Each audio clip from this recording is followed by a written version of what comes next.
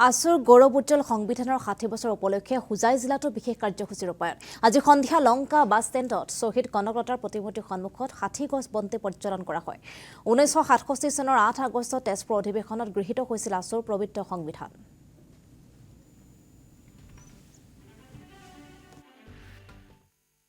অসম ছাত্ৰ সন্থাৰ যি সংবিধান এই সংবিধানৰ আজি ৬০ বছৰ সম্পূৰ্ণ হৈছে ১৯৬৭ চনৰ ৮ আগষ্ট তাৰিখে তেজপুৰ অধিৱেশনৰ যি পুৱা ভাগত যি পুৱা ৫ বজাত যি সংবিধান গ্ৰহণ কৰা হৈছিল আজি ৬০ বছৰ হৈছে আৰু এই ৬০ বছৰ এই শুভ মুহূৰ্তত আমি ৬০ গছি বন্তি প্ৰজ্বলন কৰি আজি এই শুভাৰম্ভণি অনুষ্ঠান আমি ৰূপায়ণ কৰিছোঁ আৰু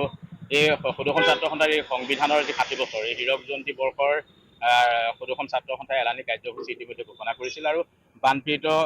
বানপানীৰ সমস্যাৰ কাৰণে এই কাৰ্যসূচীসমূহ ইতিমধ্যে স্থগিত ৰখা হৈছে পৰৱৰ্তী সময়ত বানপানীৰ ম্লান ঘটিলে এই কাৰ্যসূচী ধাৰাবাহিকতা অক্ষুণ্ণ ৰাখিব আৰু